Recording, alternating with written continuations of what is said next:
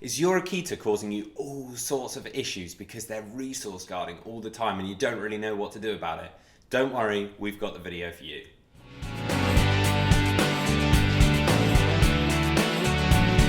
Welcome back to the Fenrir Akita Show. My name's Joe and I'm a certified canine leader here at FenrirCanineLeaders.com.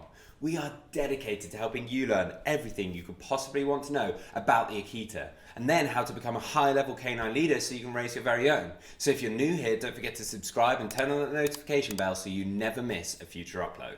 The Akita is a strong and powerful breed, so if they're resource guarding, that can be a really serious issue that you want to sort out. So today we're going to be tuning into a webinar that the canine behaviorist and founder of FenrirCanineLeaders.com, Will, has recorded all about resource guarding and how to deal with it. So over to you, Will.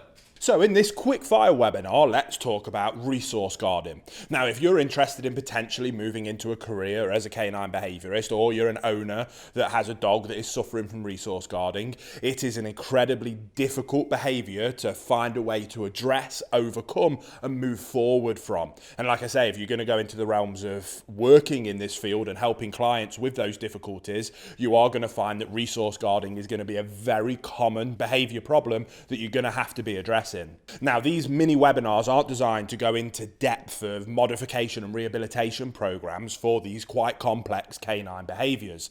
Now, when it comes to resource guarding, I could do week-long seminars dedicated to resource guarding alone. So what I'm going to try and do is condense all of that down into a few minutes to give you the 30,000 feet view of this kind of problem. Now, for me, resource guarding is absolutely the canary down the mine of much bigger problems that are either already happening or are going to happen. And it's one of those things I like to get on top of as quickly as possible the second resource guarding starts to become an issue. Now, if you've been around Fenrir for any amount of time or seen any of our training principles, theories or methodologies, you'll understand that the number one priority that we always discuss is around calm, consistent leadership from yourself as the canine owner to build that wonderful relationship with your dog that then opens up communication pathways. Resource guarding for me is a very clear indicator that that calm, consistent leadership is not there. A dog in a loving, trusting relationship with an owner who it impeccably sees as its calm, consistent leader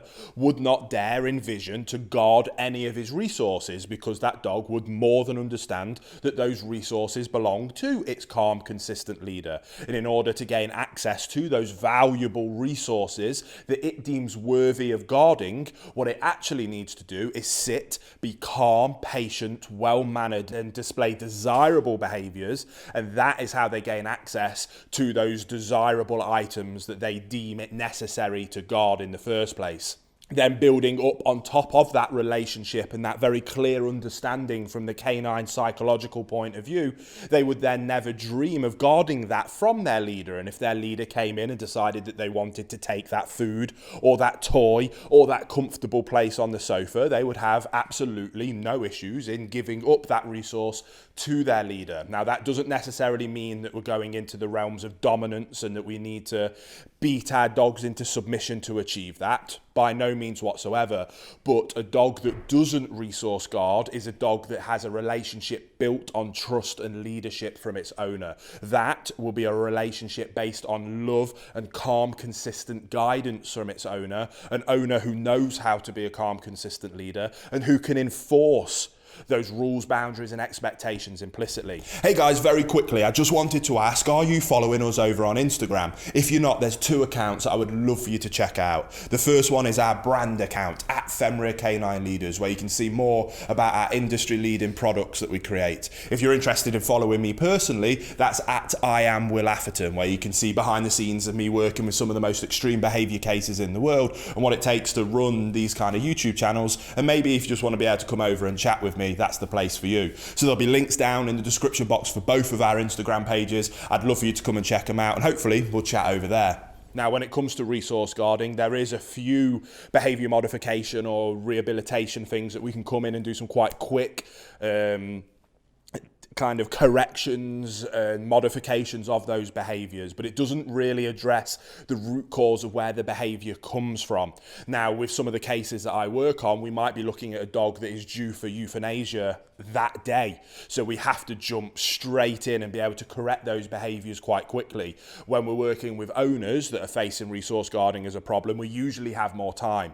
Now, that is why I developed my bootcamp program. The bootcamp program has been used by thousands of people now and is used for a wide variety of different behaviour problems because it's built on the foundation of being able to help the leader become a high-level canine leader, or the owner, to become a high-level canine leader, restructure that relationship with their dog to then be able to open up those communication pathways that have been missing. So they haven't been able to tell the dog what they do want nor what they don't want from the dog. And in this case, resource guarding.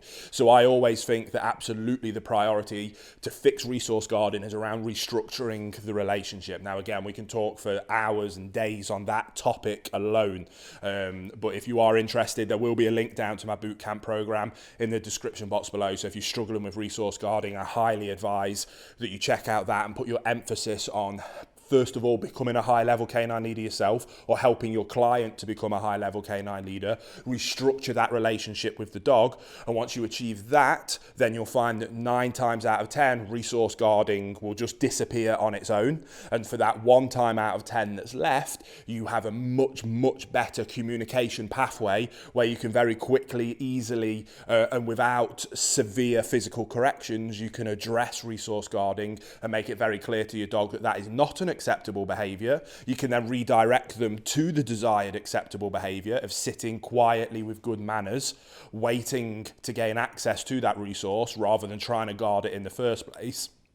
And you'll quickly have a dog that seeks to display those desirable behaviours rather than the undesirable ones. So that was a very quick fire breakdown of resource guarding to give you, like I say, that 30,000 feet overview of the topic. In some of our other projects, we're going to go into much more detail of the intricacies and the finesse of resource guarding.